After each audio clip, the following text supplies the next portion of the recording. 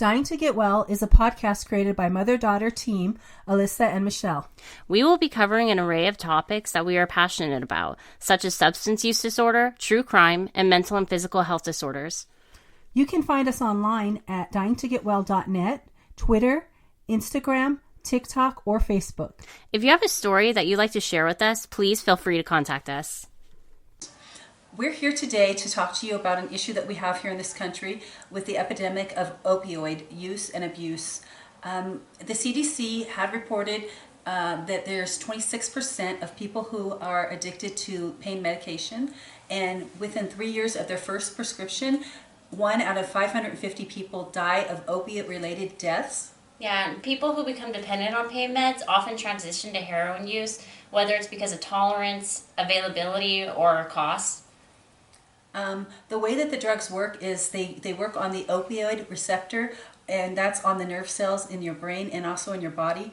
They are used oftentimes to treat pain, and the way that the opioid receptors work is it either releases like a reward, it works on the reward system of the brain, so it induces like a high and a feeling of reward, and also it works, it sometimes will work as like synthetically creating this similar chemical in your brain, so it'll increase that chemical. So that's how the person actually ends up becoming addicted to it. And there are different various ways that they misuse pain medication. Oftentimes somebody might use someone else's prescription. Right. What are other ways that you might think that they can misuse pain medication? I mean, there's a lot of ways. They can snort them, inject them. Even prescription pain meds, if you crush them up, you can inject them. So there are different various ways that people are misusing their prescriptions. They're also using other people's prescriptions. And so there's lots of different types of opiates as well. There's fentanyl, there's oxy, there's morphine, codeine, methadone, and then there's heroin. But most of them are derived from the poppy seed, except for the synthetic ones, which are fentanyl, which is 50 to 100 times more potent than morphine, and they're both synthetic, and synthetic means man-made. So, and a lot of times people will transition from the pain pills over to heroin, which is something that you did. Right, and that is I did do that. And what were the causes? What would you say are the reasons that people will do that oftentimes?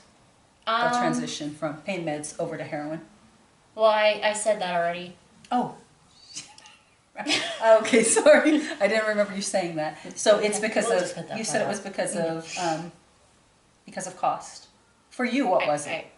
No, in your life. I'm saying what was it in your life? Oh, I didn't know I was going to get asked this today. You never know with us. I don't know. I think I was just going through a lot of depression that I didn't realize was depression. No, that's not my question. My question is, I know you had started on pain meds and then you went over to heroin. Was that because of availability? Was that because of cost? What was your reason for it? It was cost mostly, and I think at the same time it was hard to get my hands on enough pills that I needed, because I would take like maybe 15 Vicodin a day, and there would only be prescription bottles of 30 that I would be buying from somebody, and they would run out for the month, so I'd be kind of, out of luck there. So I would end up, finally eventually being like, you know what, I can't do this anymore. I need to get my hands on something else, and heroin was much more available. It was cheaper at first until I started using larger quantities, and my tolerance started building up, and I needed more and more, and then it just spiraled out of control. Very expensive. Very expensive habit. Okay, that's interesting. And when you said like you were out of luck because you didn't have enough pills, what does it mean to be out of luck? Does that mean you were dope sick? I was sick, yeah. And I didn't want to be sick, So it's really kind of a catch-22. I mean, you just build a tolerance. Right. And it's pretty quick. Oh, yeah. It builds up really quick.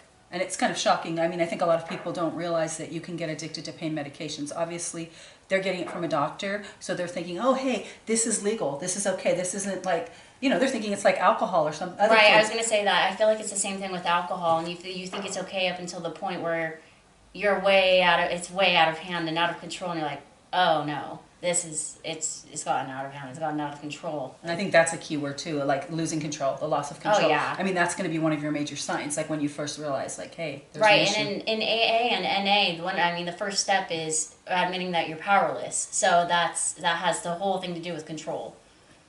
Yeah, having no control, having no power. And I think that was my thing, never wanting to use drugs. I saw so many of my family members out of control and doing crazy stuff that I was just like, that's not me. That's not for me. I never want to be out of control. I'm kind of a control freak in that way. And there's a lot... Don't laugh. In other ways too. But, okay, so let's get back on track. Okay. So there's the different ways that heroin looks.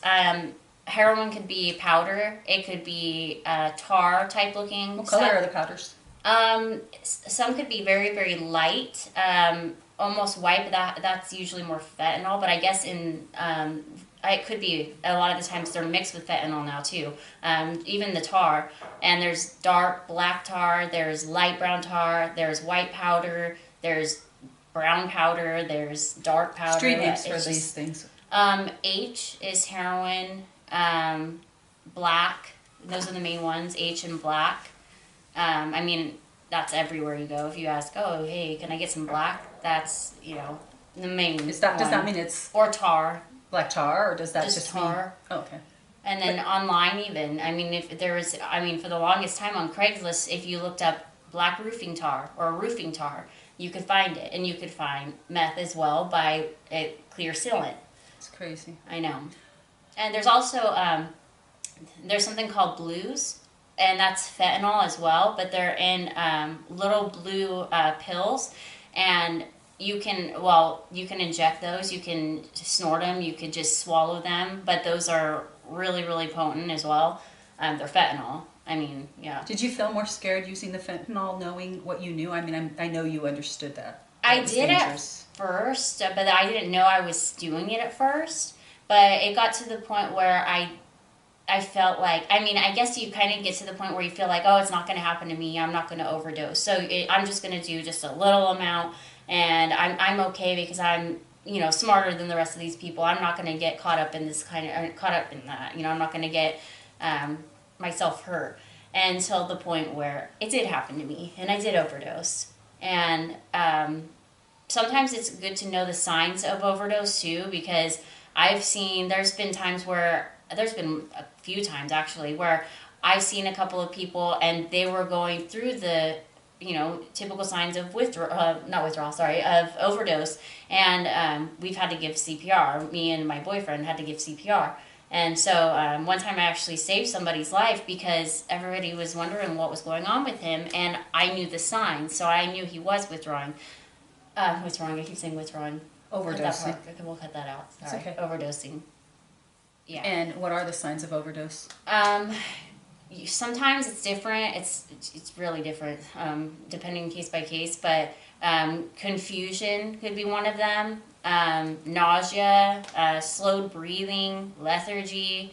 Was there foaming at the mouth or no? I've seen that, but that's when sometimes they have seizures. It's just, and sometimes they're just, just out. But if they're not breathing, and if whether or not somebody's breathing or not, if you know how to give CPR, or just look into how to give CPR if you don't, because it's really important to know that whether or not it's for somebody that's overdosing or not. But if you come across somebody who you know is overdosing, and they aren't breathing, you check their breathing, make sure that you do. And a good thing to have is Narcan. If you have a loved one, or if you know anybody a friend or your family member or even if it's yourself, even if you're an addict. addict. A car is a good idea. You might see somebody overdosing. You never know, especially nowadays. But you do know that they're overdosing before you give somebody Narcan. Narcan doesn't hurt people. I read it.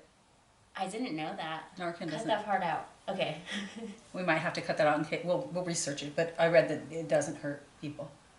I read that Narcan cannot hurt you if you give it to them. It won't hurt anybody. You can give it to them. Okay, cut that. Okay, we're gonna cut that out. Okay. Okay. So basically, Narcan. I have one here. This is what it looks like. This is the nasal spray, and let's see. They're not open yet. And basically, it's just a spray that you hold right here on the bottom on the red button part. And this is the nose part. You stick it in the nose, and you squirt up the nose, and you squirt in the other nose. So first one nostril, and then the other nostril. And if they're not coming to, you can use another one. Okay, you can. Yes. And sometimes people, what I've heard is sometimes they have to use more than one, or they have to use a lot just to get someone to come around. Right, I had which is really somebody that had scary. to have 3, and luckily he came back. But And you were there during that time. That was at the rehab when you were visiting me. Oh, that one guy. Oh gosh. So the first rehab she went into, I walked in and this boy was walking towards me, and he was this very handsome boy, and he was big, huge smile on his face. And I thought, boy, he just seems angelic. How happy he is. I didn't realize the boy was overdosing, and he was actually a counselor there. So Well, he wasn't a counselor. No, Oh, I he thought was just he was he was a client, but he was he had just driven everyone to church, though. yeah, but because they started giving them privileges at this rehab. It wasn't a very great rehab. They started giving them privileges while you're at least, I mean, you had to be a week clean while you're going there, and then they started giving you all these privileges, which it wasn't the best place.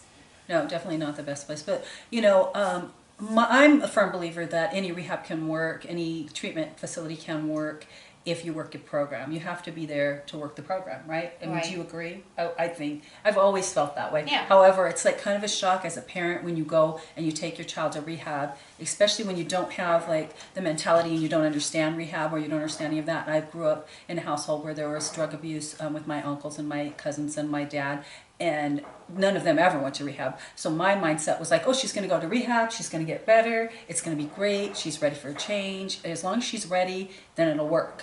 And that it's a great thing. But what I found that kind of shocked me was that there was like so much misuse of, I don't know if misuse is the right word. There was some strange treatment of people in rehabs.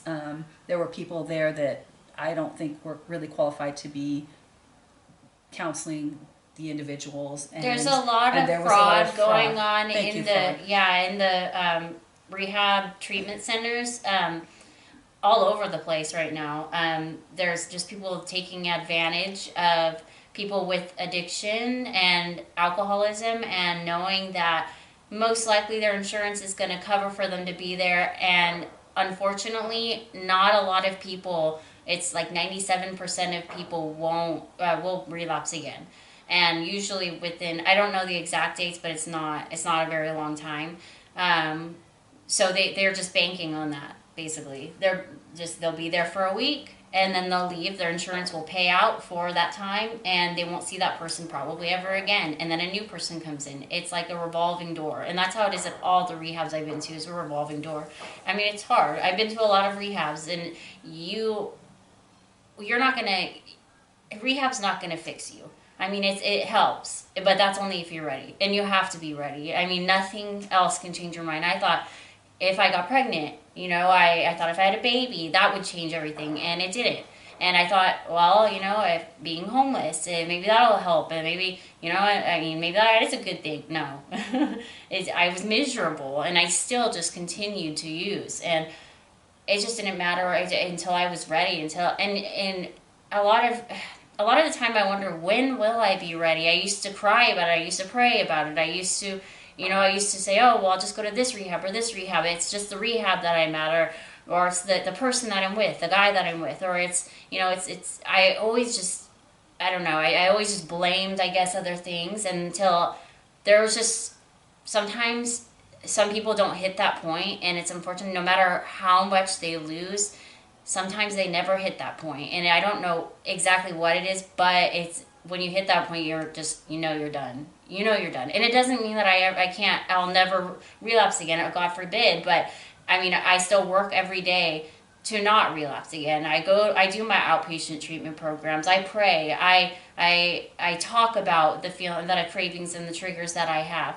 So it's just, those are the things that help keep me clean. And I've started journaling. I mean, you have to have your things to help you too as well, because there's always that risk of relapse, no matter how long you stay clean, no matter how long somebody's sober. But you just have to reach out. If you're feeling like you're ready, you need to reach out and ask for help. Very good. I like it. You always say you're a recovering addict, and you don't really believe in the idea of being recovered because it No. is a journey and it is something that There's always yeah. something, and there's always growth and progression, and there's always a risk, like you said, and you have to. Right. I don't know if I want to You call it don't- a risk. What's the word?